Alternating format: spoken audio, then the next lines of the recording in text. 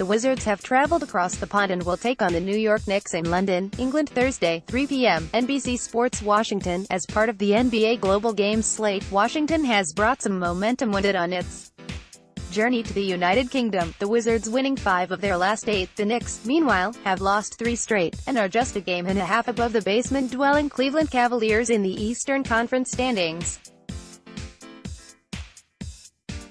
Here's what you need to know for Thursday's game.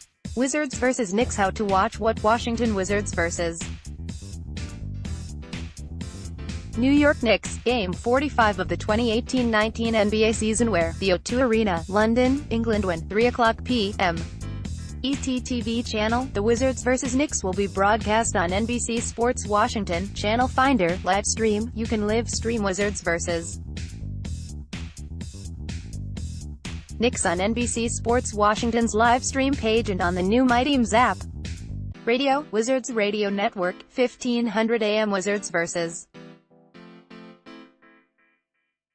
Knicks TV schedule 2 p.m. Wizards Outsiders, live, 2:30 p.m. Wizards pregame live, 3 p.m. New York Knicks at Wizards, live, 5:30 p.m. Wizards postgame live, 6 p.m. Wizards Outsiders, live. Wizards vs Knicks injury report. Wizards, Dwight Howard, back, out. Markieff Morris, neck, out. John Wall, heel, out. Knicks, Tim Hardaway Jr.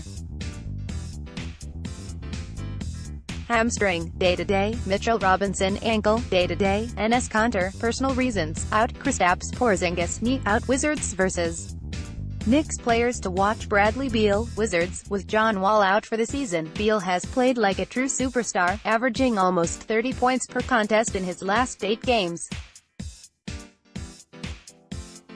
Can he put on a show for the London crowd? Thursday, Emmanuel Mudiay, Knicks. Mudiay has been a bright spot for the Knicks during a troublesome season. The 22-year-old is scoring a career-high 14.5 points per game, second on the team only to Tim Hardaway Jr.'s 19.8. Wizards vs Knicks series history. Number of all-time meetings, 335 games, 36 playoff games. Regular season record, Knicks lead 169-130. Playoff record, Knicks lead 23-13. Last meeting, Wizards win 110-107 on the 3rd of December 18. Last 10, Wizards lead 9-1. More Wizards news. The Wizards enter Thursday's matchup with the New York Knicks, set for 3 p.m. on NBC Sports Washington, with several factors working in their favor. For one, they have been playing quite well lately and have some momentum. Also, they are facing the Knicks, whom they have dominated for years, winning 17 of 19 meetings going back to 2013. It's also technically a home game, and the Wizards have been much better in those 13-8 than they have in road games. The problem is that this game is not actually at home, it's in London, England, where many of the advantages the Wizards would otherwise hold are out the window. The Wizards' recent upswing of 5 wins in 8 games, all since it was revealed John Wall will miss the rest of the season due to left heel surgery, will be put to the test due to an unorthodox schedule. They last played on Sunday, a 2-overtime loss to the Raptors, meaning they will have 3 off days in between games. They have only had 3 days off in between games one other time this season, and that wasn't disrupted by a 3,700-mile flight across the world. They will also be dealing with a 5-hour time change that was compounded by a 7-hour flight.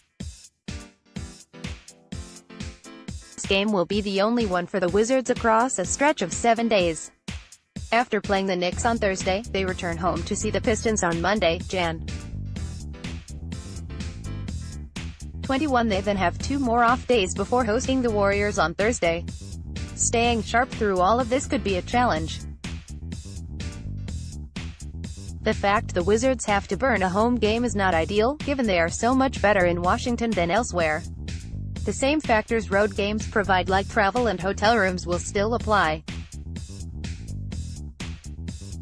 The crowd could also be neutral or even pro-Knicks, removing what is usually a benefit of playing at Capital One Arena. Several things should still work in the Wizards' favor, however. Not only have they owned the Knicks in recent years, but they won't have to face Enes Kanter, who did not travel with the team due to a dispute with the Turkish government. He has been particularly good against the Wizards this season with averages of 14.0 points and 15.5 rebounds per game. Tim Hardaway Jr. hamstring, and Mitchell Robinson groin are also banged up and did not play in the Knicks' last game on Sunday, a loss to the Sixers. The Wizards also have a host of guys playing their best basketball of the season. Bradley Beal is looking like an all-star with averages of 29.8 points, 41.43 PT%, 6.6 assists, and 5.3 rebounds during the Wizards' 8-game surge. Otto Porter Jr. has averaged 16.0 points while shooting 45.7% from 3 during that stretch, and Trevor Ariza hasn't been far behind with 15.4 points, 6.0 rebounds and 5.1 assists per game. The Wizards are 5th in the NBA in scoring, 119.8, 8th in offensive rating, 113.9, and 11th in defensive rating, 109.4, in their past 8 games. They are 3rd in threes made per game, 13.5, and 7th in three-point percentage, 39.3. Washington has reached a new level in recent weeks. Now they just have to keep it going despite all the unusual factors at play. They have a unique opportunity to represent the NBA on the global stage. Getting a win would make it all that much better. More Wizards news. The Wizards are in the midst of their best basketball of the season. That only makes the upcoming decisions surrounding the February 7th trade deadline more challenging. With Bradley Beal's elite play fueling a surge before the team's trek to London, Washington went 3-2 in 5 games against NBA contenders. Even one of the losses, Sunday's double overtime thriller against the Eastern Conference leading Toronto Raptors, provided hope for a playoff push and a bit more should the Wizards qualify. The Wizards, 18-26 and 2 games back of a playoff berth entering the week, must pass 3 teams for the 8th seed. 6 teams are currently jockeying for the final 3 spots in the Eastern Conference horse race. With the Secretariat level kick, Washington could gallop all the way to 6th. Remain bullish and perhaps the Wizards seek help rather sell off assets.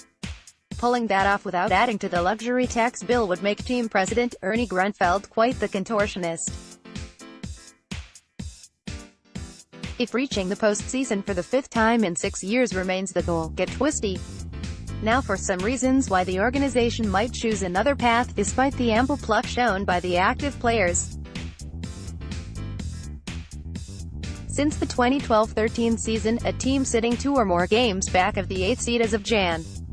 1 reached the playoffs only 3 times, according to the website Basketball Reference. The idea of trading away players, namely those on expiring contracts, isn't appealing for those focused solely on the current season's potential. Doing so accomplishes several goals: acquiring draft picks and player assets for a franchise with only 5 players under contract for the 2019-20 season and without a second-round selection until 2023, potentially increase the team's 2019 NBA draft lottery odds. Washington currently has the 6th best odds at the number 1 overall selection.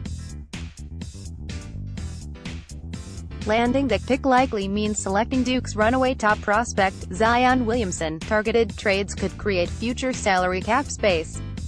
Washington's projected 2019-20 salaries total $111 million, eclipsing the $109 million salary cap and leaving little wiggle room below the $132 luxury tax line. Of the 5 players under contract, only Beal, John Wall and Otto Porter are established building blocks. Eliminate some or all of this season's entire $8.6 million luxury tax burden. Erasing the luxury tax altogether keeps the Wizards a bit further away from paying a higher tax rate, as a repeater tax squad. The key for league observers is proper self-evaluation, including fair expectations for Wall coming off another surgery. The latest occurred this month as repairing bone spurs digging into his left heel ended the 5-time All-Stars season. Making moves for coveted first-round draft picks means taking on future salary, a likely scenario for most deadline trades involving rentals like Trevor Ariza. I don't think you can worry about clearing money for next year. You just need to avoid the tax, a former NBA general manager told NBC Sports Washington. If taking on money next year means getting close to avoiding the luxury tax threshold this year, I'd be comfortable with that because I think they're more than 1 year away from fixing this. I would start to accumulate assets as quickly as I could. Whatever the future thoughts, there are current realities ranging from that luxury tax payment to season ticket plan renewals. Can't separate basketball from business, a current NBA team executive said. We don't play the game of basketball. We're in the business of basketball. There's also the playing of basketball. Try telling Beal the Wizards should regroup for next season when hopefully a healthy Wall returns and assets acquired at the trade deadline mature. Beal, sensing external expectations dropping immediately after Wall's surgery news, suggested doubters should stay tuned. I'm trying to shoot for the playoffs, Beal said. Since then he has recorded his second triple-double of his career with 45 points, 10 rebounds and 15 assists in 55 minutes against the Raptors. Beal is averaging 30.2 points over his last 9 games. This isn't a one-man effort.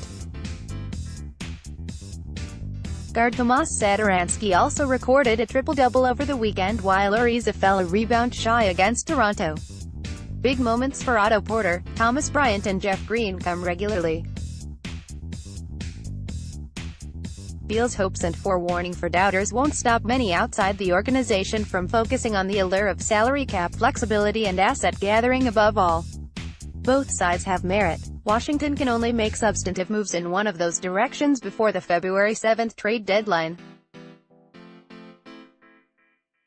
Winning a 7-game playoff series is a lofty goal for a team yet to win more than 3 games consecutively all season and currently poised for the draft lottery. However, as state lottery promotions might say, you also cannot win if you don't play. More Wizards news.